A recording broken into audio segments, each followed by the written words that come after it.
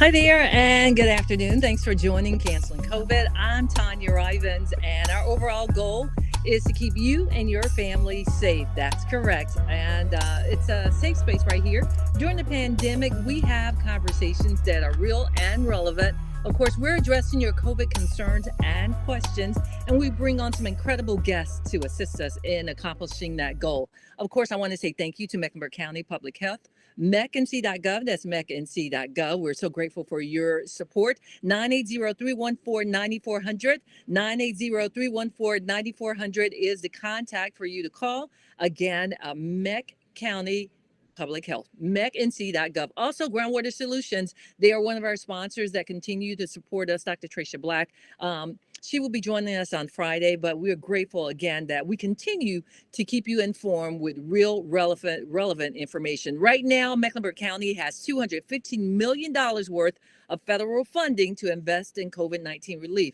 Now, I would love for you guys to weigh in, and I find it interesting here lately. City and county officials are asking for input from citizens, and you can't say they don't ask us what we think, because here's an opportunity. I've seen a lot of requests for surveys to be responded to by you asking for input. So please hop in the chat and tell us, what should Mecklenburg County do? How should they use the $215 million in COVID-19 relief funds? There has to be some suggestions that they probably have not thought about. There has to be some. There have to be some that they certainly haven't considered that you just might come up with. So how do you think the money should be spent? Drop it in the chat, leave your comments. Meantime, let's talk about the county planning a virtual public hearing next Tuesday at 6:30 to discuss this matter. And I think that people certainly have suffered so much and have dealt with so much loss, and we all have continued to deal with it. But here's an opportunity for you to weigh in and kind of share and have your voice be heard. Now to our first topic of the day. More help is on the way for anyone struggling to pay rent during the pandemic, and that's good news. I want to bring on our first guest, and it's Erin Barbie. She's with Dream Key Partners, and to have a conversation about a big event that's happening, and of course your opportunity to get some support. So first of all, hey Erin, how are you? Hey, I'm doing great. Thank you so much for having me. Oh no, thank you for joining us. I didn't look at who the guest was, and I know your heart. I know how much you work and serve in the community, and it's always just a joy to talk with you. So I appreciate you joining us. It's good to see you. It's been a while. Absolutely. So let's talk about Dream Key Works. Dream Key is working to transform lives and communities by tackling the affordable housing crisis, not just in the city. We know it's a countrywide issue, but you guys are working here in the city.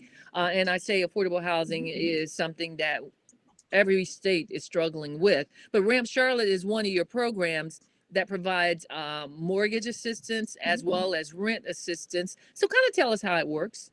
Yeah, thank you. Great question. So the RAMP CLT program is responsible for administering the emergency rent and mortgage assistance funds issued by the Treasury.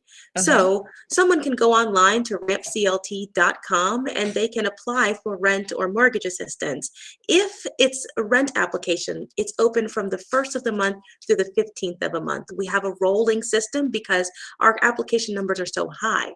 If Okay. someone is applying for mortgage assistance, it's open daily until funds are exhausted, which we don't anticipate funds will be exhausted until 2022 for mortgage. So once an applicant completes the application, we have to prioritize it, meaning that Hmm. if it's really important that people know that if they have an upcoming court date within the next 90 days or they're facing eviction, we will make sure that we process your application the fastest. Oh, that's good to hear, and certainly people need to be made aware. Now, how has COVID impacted the need for Ramp Charlotte services? And I know there's been a huge or tremendous impact, but kind of walk us through or share, the impact that you've experienced. Yeah, I mean, the beginning of 2020, we never knew where this was going, right? Right. But what we've learned is that COVID-19 has absolutely devastated our community, specifically our Black and Brown communities. Hmm. People who've never experienced financial hardships have found themselves in a very dire situation. And Hmm. without the government funding for assistance, what we know is that there are a lot of people that would be without a home now that the eviction moratorium is lifted. And now that we're 18 months in, we're still seeing an incredibly high need. To be more specific, we've had almost 20,000 applications since Wow. February when we opened up the new application process in 2021. So the negative impact of COVID is very much with us every day. Wow, 20,000. That's quite a large amount. Are mortgages trying to work with you guys, mortgage companies? Mhm. Yeah, absolutely. So Okay. we are working with the servicers who are trying to give forbearance or to Mhm. be able to put something in place, a payment plan for people that need assistance. What has happened during COVID-19 is partners have really stepped up and said, we want to do anything we can to ease this burden for people who are going through difficulties. Well, that's good to hear. So Dream Key is partnering with Congresswoman Alma Adams. It's an emergency rental assistance pop-up and vaccination clinic, and it's happening on Friday. What can renters expect? Because it's a little different. It's going to be virtual. Is that correct? So is there anything people need to bring with them, or tell me how this works? Yeah, so actually, this is our very first in-person event. Okay. We have, to this point, not done anything in person because of COVID-19, but Uh, we're starting to see that we can take some necessary precautions and help people that need it most. So we're so excited that Congresswoman Adam and her team stepped up and said, we want to make this a top of mind because it's of utmost importance. And so uh-huh. on Friday, when people join us between 11 a.m. and 6 p.m., they can come on site and complete a new application. I want to Okay. really emphasize that this is for new applicants. If you're Oh, already in their system, let the system work. And so when they get there, they'll go to the Park Expo, you'll walk in, and you will be with one of my 10 team members who will help you go through the process. But also, we brought some partners with us. We brought legal aid, and okay. we brought Mecklenburg County's I'm sorry, City of Charlotte's dispute settlement team, and we're Okay. having a vaccine clinic. So it's kind of a one-stop shop for people, and that's why the hours are so significantly long to make sure that people have time to get to us. So let's repeat this again. I know it's at the Park Expo. It's on Mhm, Friday, mhm. and you mentioned the hours. This pop up. What are the hours again? The hours are from 11 a.m. to 6 p.m. Okay. So that gives people time if they need to run out maybe during their lunch break if they are working or even once they get off work or even request to leave a little bit early. And it's so good to know because the issue a lot of times is I honestly feel people aren't getting this information, Aaron. And I know we are trying, but one of my complaints has been we're not taking the message to the people. You know, Right. there's funding there, there's money there, there is assistance out there. We just got to get to the people that need it. It would be a shame to return this money and not use it while people are losing their homes. And of course, I know you know that. So, Yeah. what are some other ways that Dream Key addresses the need for affordable housing right here in Charlotte? Yeah, absolutely. So really, I mean, we are a developer of affordable housing. So we are making sure that we put roofs over people's heads, which I find so exciting. We are continually making sure that we're staving off gentrification. Uh But huh. from my perspective, the program side, we are very focused on helping to build financial stability for people and Uh-huh. also putting them on the pathway to home ownership, right? That's the best way to build generational wealth. And we Absolutely. do that by joining their journey. So we are also a one-stop shop when it comes to housing. Either you need a home or we've got to get you in a home. That's what we're going to do. And you guys have been, I see your website, dreamkeypartners.org. Of course, people can go and find additional information. How long have you guys been at this? So coincidentally, Dream Key Partners is a new name for a long-standing organization. We are used to be the Charlotte Mecklenburg Housing Partnership, Okay. and we've been around for over 31 years. Well, that's so exciting. And they are very fortunate to have you, Aaron. Again, I've known you've been out and about and see Thank you you. work, and I know you have a heart to serve others. So great, great people there, starting with you. Anything else that you would like to add? Absolutely. So you'd mentioned that there's money out there on the table for people. So Mhm. we have exhausted a little over $32 million thus far, but we Okay. have another 53 million that is available for people. And that is a large sum. And we want to be able to help people. We can help with the rears going back to March of 2020. So Yeah. know that if someone is experiencing a hardship, don't hesitate to come to us. The money is there. Take advantage of the opportunity. You mentioned the city of Charlotte dispute settlement would be Mhm. there as well. I take it they are also working with the courts so that Yes. once you get it resolved, they'll go back and talk with them. Absolutely. So their job is to kind of be the mediator between the tenant and the landlord because oftentimes people don't know how to talk to their landlord in order Right. to move the process forward. And so that's what they're there for. And again, yes, they do work with the court system to say, hey, this person is in the process. Let's not move forward with any type of eviction. And Aaron, you mentioned the money that has been spent already, which is a significant amount, but there's Mhm. still a lot more to spend. Are you finding most of your clients are people that have been out of work, or that they have had to settle for something, maybe an underpaying job? So I would say it's a both and. So in Okay. 2020, when we saw massive layoffs because of businesses being closed, those people are starting to come back into the workforce, but Okay. they haven't caught up yet, right? It doesn't matter what they're paid. If you've got 10 months of arrears, it's hard Yeah. to catch up. And Yeah. so we're seeing both people who are still unemployed, those who are gainfully employed but can't catch up, and those who are coming back and they're underpaid. Well, I certainly hope that they are. This I always express. I see Frederick Love has hopped on and others. Please share so that people can be informed and find out about this conversation. Also, because there's always really good information that we provide, and I would really love for people to know these options that haven't quite heard. How do you reach people? Is it going out and trying to find them? In the community, or using every media outlet that you can. So I certainly appreciate you all joining us. Appreciate you joining us, that is. And again, the pop up, let's refresh everybody. It's Yeah. on Friday. It's on Friday, October 1st at the Park Expo from 11 a.m. to 6 p.m. Again, it's for new applicants, and we'll have people on site to help walk you through the application process. Good, good stuff. And that's dreamkeypartners.org. Also, you can, it's a partnership with Mhm. rampcharlotte.com. Thank you so much, Aaron, for taking the time to join us. Thank you. Have a great day. All right, you do the same. And of course, as you're hopping on, I see that you're joining us. Don't forget our question of the day. The county's asking about all this funding from the government. How would you like to see them use this funding? What should Mecklenburg County use $215 million in COVID-19 relief funds for? I'm hearing a lot of places. I was at a meeting last night, Town of Cornelius. It was actually a debate about officials that are running for office, and they had the same conversation. They got this funding. What should they do? How should they use it? And I was just sitting there thinking, why not do more to educate the community, hold some COVID vaccination clinics, education clinics, workshops. There are plenty of ways, I feel. And so I'll certainly weigh in on my suggestion, because the funding is there.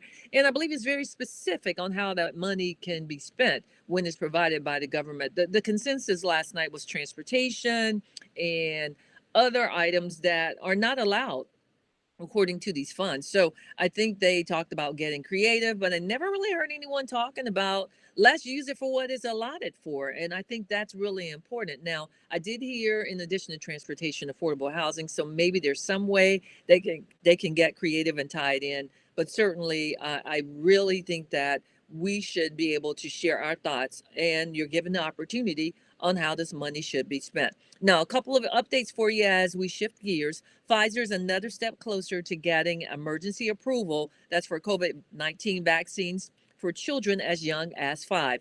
The drug maker submitted its initial trial data on Tuesday and hopes to make a formal request in the coming weeks. So, just yesterday, they submitted the approval request.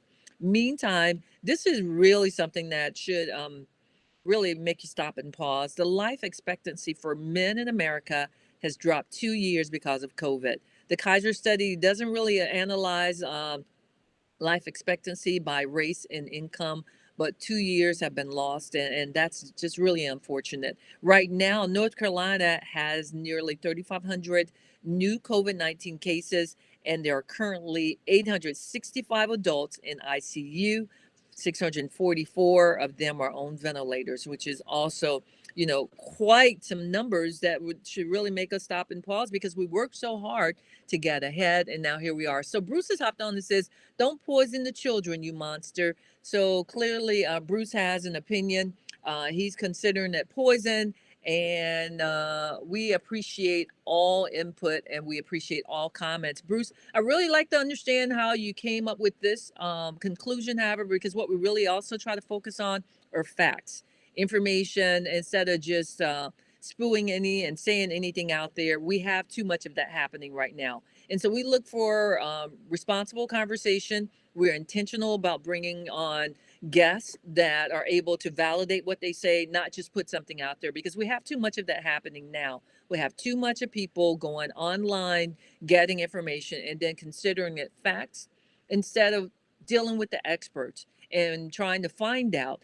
You're welcome to even call Mecklenburg County Public Health. Their number 980-314-3400, or it might be 4,000. It's scrolling across the back. But I welcome any conversation. That's what we do. We welcome any conversation in this format so that you can talk about how you feel about the vaccine, why you don't want to take it. But just to call it poison, I think, in a sense, without having some facts to back it up, is a little irresponsible. And that's why we are where we are right now, is challenged to try to find a new normal, because we're kind of spinning our wheels, simply because we need to be more, I guess, considerate of our neighbors, more considerate of what's happening with us, and then more considerate of how things are going. With that said, I welcome your feedback, Bruce. I would love for you to weigh in also on our question of the day, which is, how do you feel Mecklenburg County Public Health, what they should do as far as the funding that's being provided,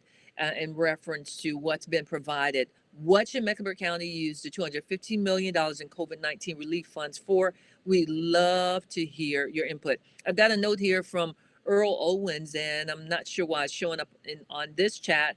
It should be on the other side, but he said there's a lot of facts about the vaccination and the impact that it has had on the community, your community. People are dying for no reason other than being misled. So that's from Earl. I love the conversation, folks. I love the comments. So I'm not really sure, though, if you're saying they're being misled in the sense that they're taking the vaccine, or they're being misled because they're not taking the vaccine. So Earl Owens, your comment, I'd love for you to follow up on that as well as Bruce. It's showing up. It's not showing up in my public chat. Amelia, if you're aware of that, I'm seeing a comment from Earl Owens, the third, but I don't know how we can move it over and get this conversation, keep it going, because that's what we're here for. We want your input. We would love to hear your comments, and we'd love to continue trying to inform you. That's what we're here to do, not to chastise anybody or penalize anybody.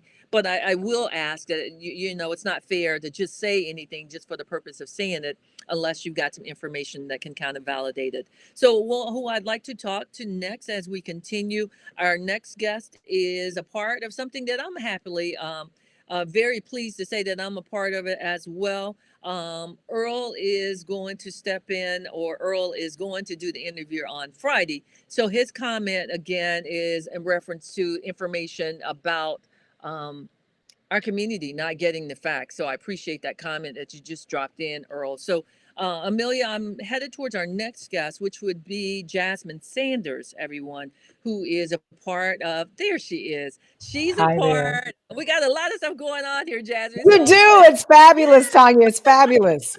I appreciate that. So thank you so much for joining us as well. Earl is going to join us on Friday, because we've got you here today and working around your schedule. For people Thank that you. aren't aware, I wish we had known, because Biff told me it was going to be next week. You are a co-host on the DL Hughley show, correct? Yes, I am. That's right. Yeah, That's yeah. So right. I'm absolutely thrilled to have you, and you're here today to talk about COVID in color. I Did I am say it indeed. And, right? I Yes. wanted to, first of all, let me say this. Thank you so much for having me on your platform. I really appreciate you. I appreciate all that you're doing. I listening to you. And I think it's so important what you said regarding getting the facts Right. and having honest conversations about what is happening, not only in our country, but in our communities. And that's one Yes. of the reasons why I felt so compelled to participate in what the Impact Network is doing regarding this town hall conversation regarding COVID in color, because it is truly impacting in such a horrible way our community. And so it's so important that we get this information out there and that we take a good hard look at what is happening to our communities and how we are being decimated right in front of our very eyes. Well, I'm just super thrilled. This is all coming to fruition, and as part of the town hall event, I am a part of it as well, putting together the packages, and we're talking about the social impact, educational impact, as well as the economical impact, and all of this tied into what it has done to our community. And Mm. we've got some really good conversations. You are hosting this event, and it launches on this Sunday at 11:30 on Yeah. Impact Network. And I saw as you were kind of doing the promo, which we were so excited to get the information. My producer here is the same one that worked with me on the package, Amelia Henderson. So we can't wait to roll this out. It's going to be on Sundays, for I believe 4 Sundays. Can't really say for certain. I know it's going to be on Sundays at 11:30 on Impact Network, and people will hear more about it. But kind of speak about what your experience has been in dealing with this, as far as you being led to be a part of this project. I being on the show and being like in the midst of it, because I have I guess a unique perspective, because listening to the listeners who call in, and then the viewers, obviously from the TV side, Mhm. it's interesting to hear so many stories of people who've been impacted by it, and then to hear people who still don't believe it's true, Right. to hear all of the conspiracy theories that are floating out there, Yeah. but then to have been affected by it personally. I myself have contracted COVID twice. Oh my. And so when people say to me, oh, it's not real, and, they're just trying to, insert microchips in you. And I'm thinking, have you not been paying attention to the news? Have you not seen the number of people who've died? Have you not seen the number of businesses in our communities that have closed to never reopen again? Have Yeah. you not paid attention to the stats? Like, where have you been? And so I figured, what else can I do to make sure that I played my part? And when history is read, that I was on the right side of it and trying to Right. do my part to the best of my ability to make sure that I try to do as much as I can to help. And so when this opportunity came my way, I jumped at it with excitement. And I understand even on the radio show, you guys have really, DL Hughley, you guys have had played a major role in staying consistent about talking about the impact of the community, not any wavering back and forth at all. Can you kind of talk about how you guys reached that decision? Because obviously, radio plays a huge role, coming from Mhm. someone that's also a radio personality in our community. That's where people, in addition to church, they turn to Black radio and personalities for information. Well, I would say, first of all, we believe wholeheartedly, too much given, much required. And I think when you have a microphone and you have a platform, it is a lot of responsibility. And we made the decision shortly after DL contracted COVID. The Hmm. whole world saw it, right? Yeah. And we thought we were one of those people that felt we were doing everything right. We wore masks, in the Mhm. studio. We did not, because we were very candidly, we thought we were okay. And Yeah. so when he came back, we found out we were all positive. And Oh. so we thought, wow, if it could happen to us. And I will be completely transparent and honest with you, Tonya. I thought, I don't feel anything. I don't feel sick. I couldn't possibly be COVID positive. It could not possibly happen to me. And when I found out I was positive, and luckily for me, I was asymptomatic, I knew instantly. And DL and I sat down and we had a long conversation about it. And I said, imagine how many people are walking around passing this virus along to other people whose immune systems are compromised and Right. they don't even realize what they're doing. And so we sat down and we had a conversation, he and I together as a team. And then we sat everyone else down and we said, it's important that we are all in unison with this decision, that when we step out together as a team, and we are unwavering with it. Well, Once we made that decision, we never looked back.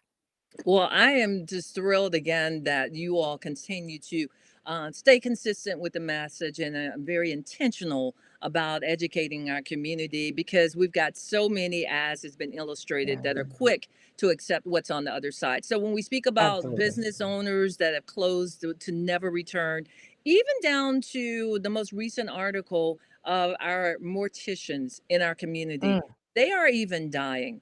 And I've just absolutely. done a long conversation, a story about how, there are certain professions in our community that have always been around.